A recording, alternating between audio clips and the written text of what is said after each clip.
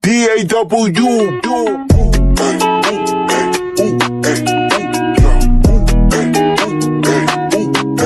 Gue tunjukin mading sudah jadi dan siap nilai TASSAK. Kali ini madingnya ada di situ, ada di situ. Tiga. Halo semuanya. Saat ini kami TAS kita membuat mading nih guys. Dicacing masuk bang, mading SAK keren nih bang. Senggol dong.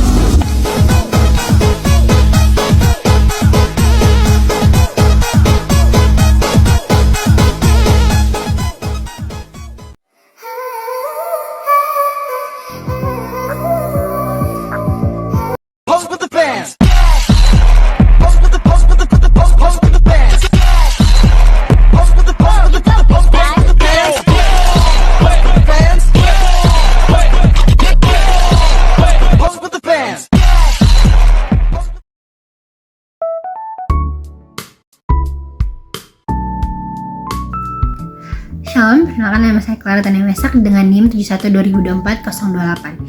Sekarang saya akan menjelaskan pengertian pada masa pencerahan. Nah, pada masa pencerahan, itu adalah periode di mana akal budi dan rasionalisme menjadi dasar utama dalam memahami kebenaran, menggantikan otoritas tradisional seperti gereja. Nah, pada periode ini, menekankan kebebasan berpikir, penolakan terhadap dogma dan pendekatan ilmiah terhadap dunia yang mempengaruhi teologi serta mengubah cara pandangan manusia terhadap Tuhan dan kehidupan. Yang kedua, saya akan menjelaskan fun fact atau fakta menarik yang ada pada masa pencerahan. Nah, fun fact-nya, pada masa pencerahan tidak sepenuhnya memusuhi agama, tapi menciptakan bentuk baru atau pemikiran baru religius yang disebut deisme. Nah, deisme ini muncul sebagai upaya untuk menjembatani iman dan akal.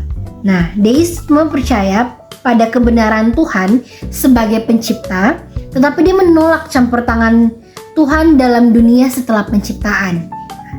Nah, dalam pandangan ini, dunia dianggap seperti jam yang diciptakan dan ditinggalkan untuk berjalan sendiri sesuai hukum-hukum alam.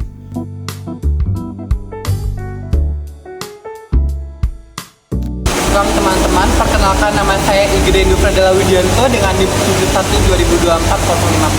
Di sini saya ingin menjelaskan tentang asal dari masa pencerahan dan juga wujud dari pencerahan itu sendiri. Kita semua tahu bahwa apa sih asal pencerahan? Itu merupakan sebuah pembangunan kata dari kata Renaissance, dan di mana Renaissance ini terjadi pada abad yang ke-15. Renaissance merupakan titik terang dari manusia sudah mulai dapat melakukan sebuah aktivitas dengan akal budinya dan bagaimana cara berpikirnya mampu untuk dapat mempengaruhi sebuah satu bidang seperti gereja, dan juga bagaimana ia mampu mengalokasikan pemikirannya dan akal budinya mulai dapat pencerahan dari sebuah akal budi manusia itu sendiri. Mengapa dapat dikatakan sebagai masa pencerahan? Karena akal budi manusia sudah mulai berkembang. Yang dulunya akal budi manusia tak hanya sekadar dari pemikiran-pemikiran orang dan juga tidak berpatok pada satu tempat atau ilmu saja, tetapi sini akal budi manusia sudah mulai berkembang dan manusia sudah menyadari bahwa adanya pencerahan ini dapat menambahkan dampak baik bagi gereja. Namun tak hanya itu, gereja juga dapat memberikan dampak yang positif terhadap ada masa pencerahan, karena akal budi yang diberikan oleh manusia itu sendiri ia hanya berpatok pada pemikirannya dan juga akalnya saja, tidak berpatok pada Alkitab, tidak berdasarkan atas bagaimana Tuhan itu telah memberikan sebuah pernyataan dan pengajaran yang tepat, tetapi dia hanya berpatok pada akal budi dan menganggap bahwa semuanya benar sesuai dengan akal budinya. Dan pada demikian itu membuat bahwa Renaissance masa pencerahan ini menjadi lebih sulit untuk diatasi, baik itu seperti pada abad yang ke-16, pada abad sampai ke-17. Padahal itu membuat manusia hanya merasa akal budinya lah yang paling tepat dan benar. Padahal tak hanya itu, sebenarnya Tuhan itu telah memberikan akal budi kepada kita, dan seharusnya bagaimana manusia saat itu mampu mengembangkan akal budinya dari Tuhan untuk Tuhan. Ini datang dari Tuhan yang kita berikan semua akal budi kita hanya untuk kemuliaan nama Tuhan. Tetapi hal itu dipandang buruk oleh manusia saat itu dan membuat perkembangan gereja semakin meningkat. menipis dan abad ke-18 membuat penurunan gereja terhadap akal budi manusia yang seharusnya masa pencerahan ini merupakan masa baru dan baik bagi gereja, tetapi ini merupakan masa turunnya gereja pada saat itu. Lalu apa sih wujud dari Renaissance? Renaissance merupakan sebuah pemikiran baru. Jadi wujudnya berupa akal, berupa bagaimana manusia mampu berpikir, bagaimana manusia dapat menyosok logika. Hal itu dapat kita lihat bahwa banyak sekali manusia yang meninggalkan Tuhan, banyak manusia yang tidak percaya dengan Alkitab dan tidak mau berprinsip terhadap dasar landasan kita, yaitu Yesus Kristus. Yang sebagaimana seharusnya kita tidak berlandaskan dengan akal budi, karena Tuhanlah yang memberikan kita akal budi dan hikmat kebijaksanaan.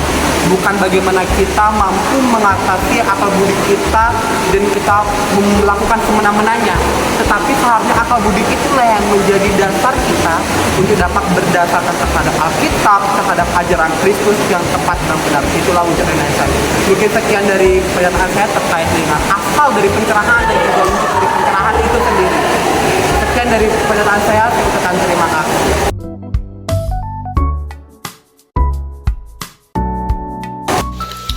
Berikutnya kita akan membahas mengenai Gereja Katolik Roma dan pencerahan, serta Gereja Belanda dan pencerahan. Abad-abad pencerahan atau masa pencerahan memiliki banyak dampak, terutama pada Gereja Katolik Roma dan gereja di Belanda. Pertama kita akan membahas mengenai dampak dari pencerahan pada gereja di Katolik Roma. Jika dilihat secara batinnya, maka Gereja Katolik Roma kurang memiliki dampak yang signifikan terhadap abad-abad pencerahan. Tetapi secara lahiriah Gereja Katolik ini dirugikan. Mengapa demikian? Karena masa itu kekuatan politik kepausan dan Gereja Katolik Roma itu hampir hilang, bahkan tidak dirasakan sama sekali di beberapa negara kecil seperti Austria. Salah satu peristiwa yang cukup penting adalah pembubaran Ordo Yesuit oleh pemuka-pemuka pencerahan, karena pemuka-pemuka pencerahan ini tidak setuju, bahkan benci dengan Ordo Yesuit, sehingga pada masa itu Ordo Yesuit berhasil dibubarkan. Pembubaran ini berdampak juga kepada Gereja Katolik Roma, yang mana pada saat itu Gereja Katolik Roma mengalami pembaruan gereja secara batin.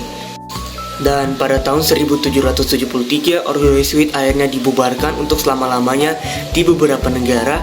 Tetapi pada tahun 1814 Ordo Yesuit ini kembali beroperasi dengan secara legal tanpa desakan dari pihak manapun. Kondisi gereja pada saat itu juga diperburuk oleh peristiwa revolusi Prancis, di mana Prancis ditaklukkan atau berada di bawah pimpinan Napoleon. Di bawah pemimpinan Kaisar Napoleon pada saat itu, gereja mendapatkan sebuah pengawatan yang cukup strict atau ketat dari pihak negara, di mana ada beberapa kali negara gereja itu dibubarkan dan paus itu ditahan oleh Kaisar Napoleon. Dan pengalaman kemenangan Napoleon itu mengakibatkan banyak sekali terhapusnya pengaruh-pengaruh gereja di negara Prancis. Dampak yang ditimbulkan tidak sebatas hanya pada Prancis saja, melainkan revolusi ini juga berdampak pada gereja-gereja Katolik yang ada di Jerman, di mana pada saat itu gereja-gereja yang dipimpin oleh uskup atau daerah-daerah yang dipimpin oleh uskup itu sudah runtuh oleh karena pengaruh dari Kaisar Napoleon Bonaparte. Masa pencerahan ini membawa dampak yang cukup signifikan kepada Gereja Katolik Roma pada saat itu. Gereja Katolik Roma kehilangan banyak sekali kekuasaan politiknya, banyak sekali kehilangan kedudukannya di dunia ini, bahkan di negara-negara sekitarnya atau negara-negara yang dulu bisa dikuasai oleh Gereja Katolik Roma. Tetapi secara lahiriah Gereja Katolik Roma mendapatkan keuntungan karena posisinya di dunia ini lebih murni karena mendapatkan tempat pada hati masyarakat pada saat itu. Kita lanjut kepada gereja di Belanda dan pencerahan. Ada beberapa kebiasaan-kebiasaan bangsawan atau kaum atas di Belanda yang menyebabkan pencerahan ini dapat berjalan atau dapat menyebar dengan pesat, yaitu kecenderungan mereka meniru atau mengimitasi hal-hal yang dilakukan oleh petinggi-petinggi atau bangsawan-bangsawan di Prancis, hidup glamornya, kebiasaannya, kesehariannya, dan masih banyak lagi. Dengan gaya hidup seperti ini, tak heran pencerahan itu dapat masuk dan berkembang dengan sangat pesat di daerah Belanda. Namun di Belanda masih ada pimpinan-pimpinan gereja yang sadar akan bahayanya peralihan zaman ini, sehingga mereka menerapkan banyak sekali langkah-langkah untuk mengantisipasi atau untuk menghadapi peralihan zaman yang cukup pesat. Menurut mereka yang harus berkuasa adalah kebenaran Injil Kristus, bukanlah paham-paham baru yang masuk. Karena paham yang baru masuk ini cukup menggiurkan kepada masyarakat pada pada saat itu, apalagi jika mengingat pada kehidupan masyarakat yang cukup libertan itu. Maka gereja dengan sangat kuat memperkokoh aturan-aturan yang sudah mereka buat sebelumnya agar tidak dipengaruhi atau tidak disesuaikan dengan paham yang baru masuk. Namun semangat ini perlahan-lahan berkurang sehingga pada akhirnya paham pencerahan ini juga masuk dalam gereja. Rupanya di sini revolusi Prancis pada tahun 1795 juga berdampak kepada negeri Belanda. Pada masa itu golongan radikal ini membenci gereja. Mengapa? Karena sikap gereja terhadap orang-orang yang berpikiran lain yang menurut kaum-kaum radikal terlalu terburu-buru atau terlalu tergesa-gesa. Dan 1 tahun kemudian disahkanlah sebuah keputusan yang mengatakan gereja benar-benar terpisah dari negara. Saat itu gereja benar-benar kehilangan banyak sekali hal. Mereka kehilangan kekuasaan, mereka kehilangan sokongan, kehilangan dukungan, karena selama ini gereja itu berdiri dengan sokongan oleh negara. Selain itu gereja juga sudah kehilangan hatinya atau kedudukan resminya mereka kepada masyarakat umum. Selama puluhan bahkan ratusan tahun pengaruh gereja di bawah kekuasaan Napoleon, bahkan sampai Napoleon mati, itu sudah sukar untuk kembali, sulit untuk bangkit lagi. Namun pada abad ke-19 gereja ini bisa bangkit kembali. Pembahasan mengenai pencerahan gereja Katolik Roma dan pencerahan di gereja Belanda.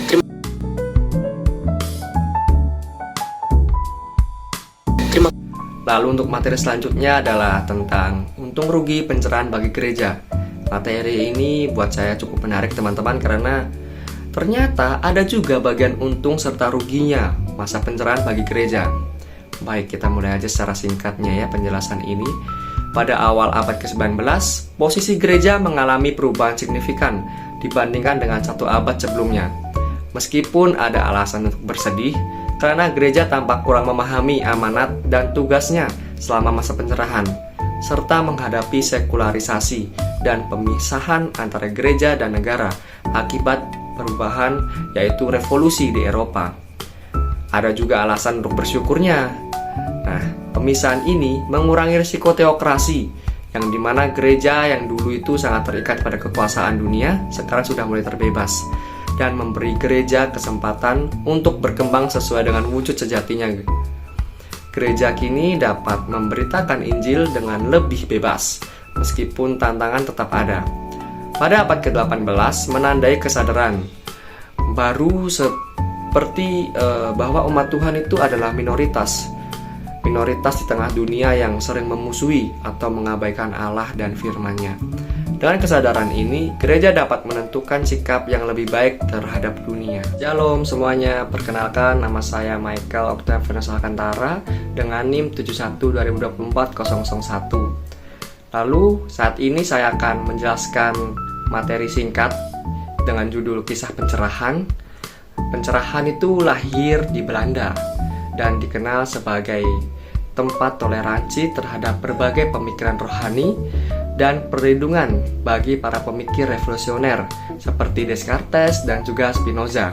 Lalu di Inggris, setelah tahun 1688, banyak cendekiawan beralih dari gereja dan mereka pun melahirkan aliran baru. Ya, ada 2 alirannya. Yang pertama Freethinkers dan juga Deisme. Nah, di dalam aliran itu mereka mengakui eksistensi Allah itu terpisah dari dunia. Lalu di Prancis, Voltaire menjadi tokoh utama yang menentang gereja Katolik yang dianggap korup, terutama setelah revolusi Prancis pada tahun 1789 yang memperkuat pandangan anti gereja dan memisahkan negara dari gereja.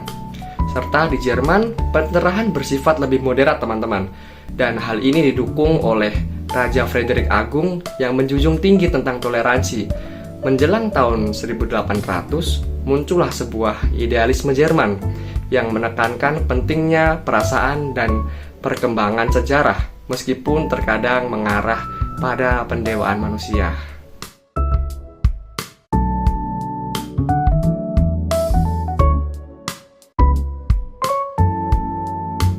Shalom teman-teman, namaku Ogi. Nah, di sini aku akan menjelaskan tentang agama masa pencerahan dan juga gereja Protestan di masa itu. Teman-teman, kalau teman-teman baca di dalam buku kita, di masa pencerahan itu timbul suatu ajaran yang dimana menekankan pada akal budi, teman-teman. ajaran itu mempercayai bahwa setiap makhluk yang sudah diciptakan Tuhan, termasuk tumbuhan, hewan yang berbunyi, juga kita manusia itu sudah ditakdirkan dan seapa adanya. Jadi itu sama sekali tidak bisa dirubah. Menurut pandangan mereka begitu, teman-teman. Jadi mereka menolak banyak ajaran Kristen yang merupakan agama di saat itu.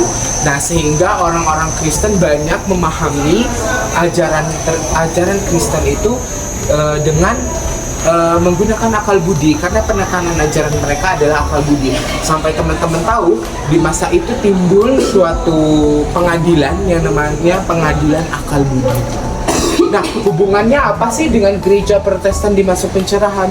Nah, karena aliran dan pemahaman seperti itu, nggak apa-apa, nggak. Nah, karena aliran dan kepercayaan yang menekankan kepada akal budi dan semua sudah ditakdirkan Tuhan dan lain sebagainya itu, teman-teman tahu gereja Protestan, umat-umat Protestan saat itu terbawa arus, teman-teman, terbawa dengan pemikiran seperti itu, sehingga pada masa pencerahan itu beberapa tokoh Kristen menginginkan pemulihan ajaran, teman-teman, sehingga mereka membawa ajaran Protestan ke dalam pengadilan akal budi itu, teman-teman. Nah, di pengadilan itu mereka berjuang untuk menegaskan kembali ajaran Kristen Protestan tersebut, teman-teman. Nah, teman-teman, jadi di masa pencerahan, teman-teman, banyak sekali hal yang dialami oleh gereja Protestan masa itu, teman-teman.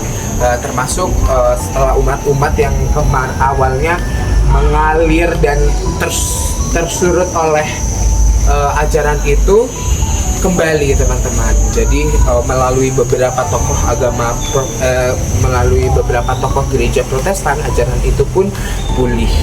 Terima kasih, teman-teman. Demikian penjelasan dari saya. Shalom semuanya.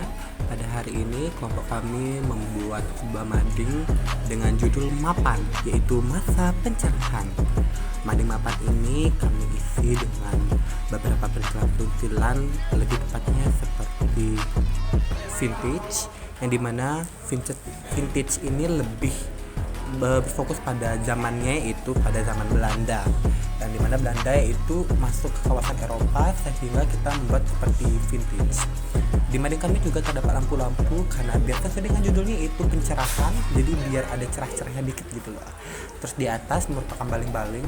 Baling-baling ini karena masa pencerahan merupakan masa di mana manusia mulai berpikir dengan akalnya, pengembangan logikanya tidak lebih baik, sehingga ia mampu membuat hal-hal yang luar biasa, seperti kami buat di atas seperti teknologi, yaitu baling-baling.